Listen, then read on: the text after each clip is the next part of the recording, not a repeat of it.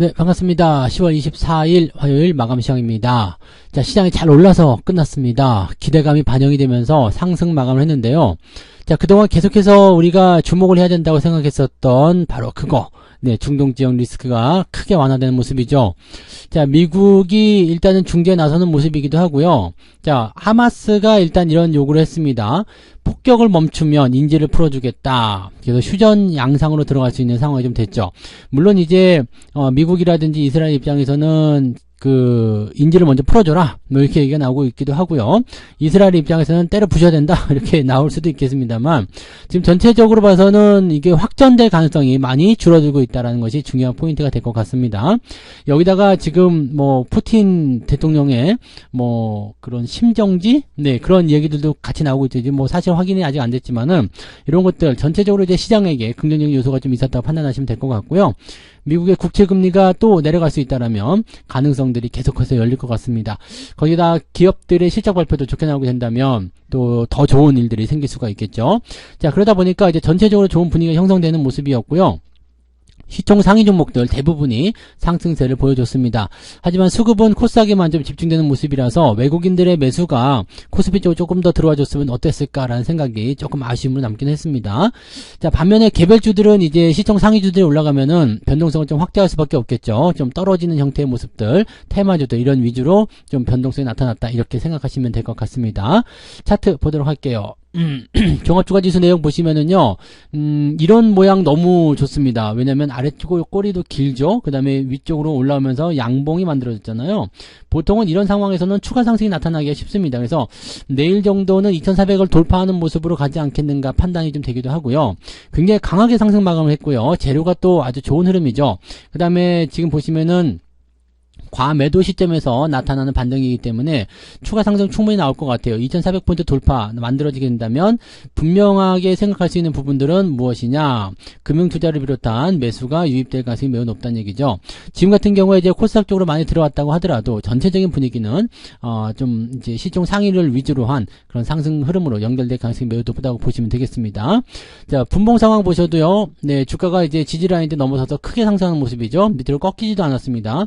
계속해서 올려주는 모습이기 때문에 좋은 흐름들이 계속 연결되었다라고 보시면 될 것 같아요.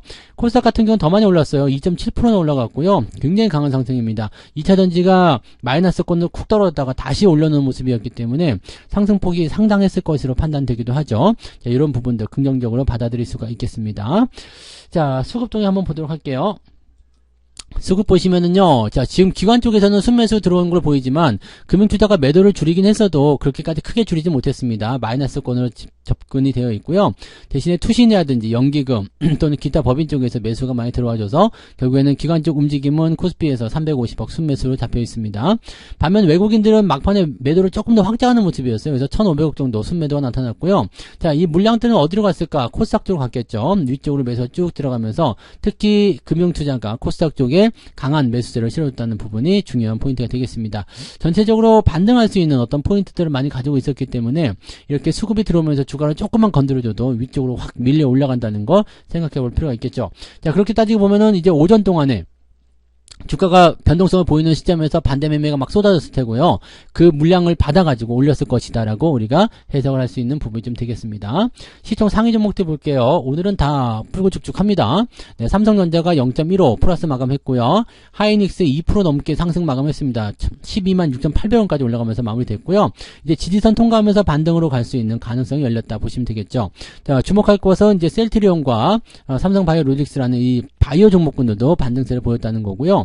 셀트리온은 이제 합병에 대한 이야기 때문에 좀 더 기대감이 더 생겼다라고 생각하실 수가 있겠죠.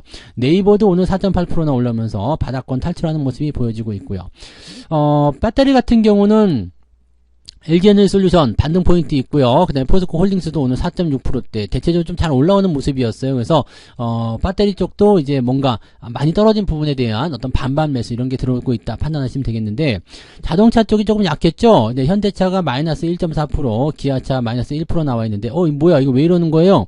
할 수 있겠지만 지금 보시면 아시다시피 반도체, 2차전지, 자동차 이렇게 3파전인데 여기서 2차전지와 자동차의 수급에 몰리면 자동차는 조금 약해질 수밖에 없겠죠. 자, 이 부분은 26일이죠. 네, 현대차 실적 발표와 함께 뭔가 개선이 되지 않을까 생각합니다. 그래서 빠르면 내일부터라도 반등이 연결될 수 있기 때문에 자동차 쪽은 크게 걱정하실 필요는 없을 것 같다 판단하시면 되겠고요.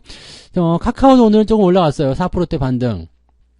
4만원대 넘어가지 못했습니다만 그래도 이 정도면 괜찮죠. 전체적으로 변동폭도 많이 줄어든 모습이기 때문에 좋다라고 볼 수밖에 없을 것 같아요. 굉장히 괜찮은 흐름으로 마무리됐다고 보시면 되겠고요.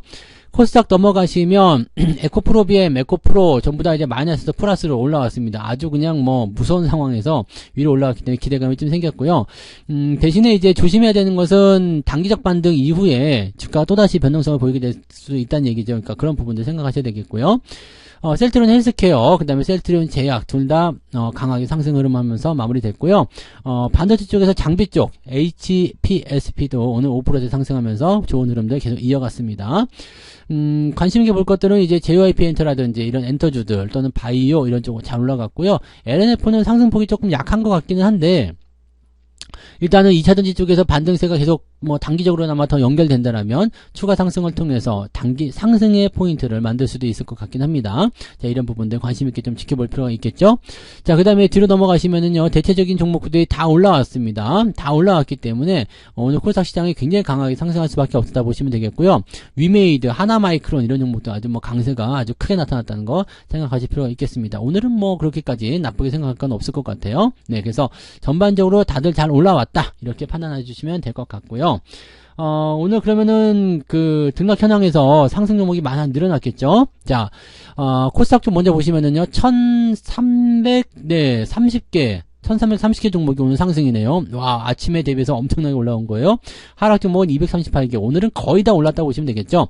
거래소도 마찬가지일 것 같아요. 635개가 상승이고요. 249개가 하락입니다. 그러니까 오늘은 아침 시황하던 그 시점 대비해서는 상당폭의 어떤 변화가 있었을 것이다 라고 볼 수가 있겠죠. 상승률 먼저 살펴볼게요. 자, YTN 상한가 그대로 유지됐고요. JS 코퍼레이션, 위지트, 히림, 그 다음에 신신제약까지 해서 상한가 기록이 되어 있고요. 오늘 상승한 종목들 대충 살펴보시면요, 제법 많은 편입니다. 10% 이상 상승한 게 무려 44개나 됩니다. 그러니까 많이 더 올라갔다는 이야기예요. 그래서 아주 좋은 흐름을 보여줬고요. 9%까지 확장하게 되면요, 이것도 제법 많죠. 무려 58개요. 네, 58개 종목이 오늘 9% 이상 상승. 그러니까 오늘은 상승에 대한 폭이 상당히 넓고 많다라는 것을 우리가 기대할 수 있습니다. 한 3% 올랐을까요? 네, 4.9네요. 네, 야스라는 종목이 오늘 4.9%, 거의 5%까지 올라가면서 오늘은 그냥 다 올라갔다 보시면 될 것 같아요. 네, 근데 하락한 종목도 당연히 있겠죠. 위니아가 마이너스 16.78까지 떨어지면서 이제 1등 KBG, 이글벳. 자, 이글벳이라든지 이런 거 있잖아요. 이런 종목들이 지금 중앙백신 이런 종목들이 변동성 확대하고 있고요. 또 지금 중동 지역의 움직임들 때문에 석유 관련주들도 지금 별로 좋지 않은 모습도 보여주고 있거든요. 그러니까 이런 변동성이 좀 커지고 있다는 것은 우리가 좀 참고해 볼 필요는 있을 것 같아요. 그래서 그 내용들 잘 체크하시고요. 단기적인 어떤 부분에서의 변동성은 분명히 나타날 수 있겠지만은 네, 이런 것들이 오래가지 못한다는 것도 기억하시기 바랍니다. 그 다음에 휴니드 이런 거 전쟁 관련주들도 같이 밀리고 있는 모습이에요. 자, 10% 이상 하락한 종목 적진 않습니다. 8개나 되고요. 9%까지 보면은 12개 종목이 오늘 하락세를 보였습니다. 하락폭을 보시면 1%대 나오네요. 1.5% 정도가 이제 오늘 하락의 포인트였다 보시면 되기 때문에 아까 5% 정도였으니까요. 뭐 한 계좌로 치면 한 3%대 상승을 기록했을 가능성이 높겠습니다. 3% 전후로 오늘 네, 계좌 상승률이 나타나면은 잘 하신 거고요. 3%대가 좀 안 나왔는데요. 네, 괜찮습니다. 2%대 이상만 나와줘도 괜찮은 거고요. 뭐 근데 오늘 만약에 손실이다 그러면 좀 이상합니다. 계좌가 마이너스다 그러면 좀 이상한 거고요. 마이너스 1% 미만으로 나와도 뭐 1% 미만 상승이라고 해도 조금 네 약하다 보시면 될 것 같아요. 오늘은 2% 이상은 계좌가 올라가 있어야지 된다라는 것을 참고해 주시면 되겠습니다. 그냥 기본적으로 보시더라도 한 2%는 올랐어요. 그러니까 그런 부분들 체크해서 잘 상황을 만들어 가시면 될 것 같습니다. 자, 그러면 매매 동향을 한번 보도록 할게요. 네, 매매 동향 보시면은요. 자, 지금 기관적 움직임에서는 곧버스 매수가 그대로 들어와 있네요. 근데 곧버스 매수 들어와 있어서 아직 시장에 대한 어떤 부담감은 여전히 가지고 있는 것 같은 느낌이고요. LG에너지솔루션, 에코프로, BM 등등등 해가지고 2차전지 쪽으로 매수가 제법 많이 들어간 편입니다. 매도 포인트는 삼성전자 조금 있었는데 이건 크게 의미 없고요. 하이닉스 매도 조금 있는데 큰 의미가 없죠.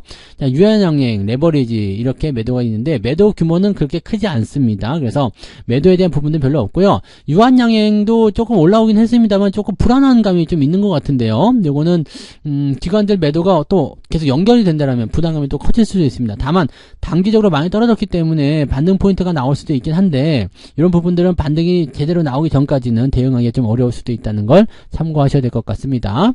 자, 외국인 쪽 넘어가시면요. 에코프로 순매수 있죠. 그 다음에 유한양행, 삼성바이오로직스 등등등등등 해가지고 오늘 매수가 이렇게 들어와 있는데요. 매수 규모가 그렇게 크지는 않습니다. 그런 부분이 좀 있고요. 매도 쪽에서는 포스코 퓨처에 매도가 계속 진행되고 있어요. 그 다음에 SDI, LG에너지솔루션, 삼성전자 매도 조금 있고요. 에코프로, BM, 현대차. 뭐 일단 원래 팔던 거 계속 파고 있는 것 같아요. 근데 뭐 크게 이렇게 뭐 매도 규모가 확장됐다거나 그런 모습은 아닌 것 같고요.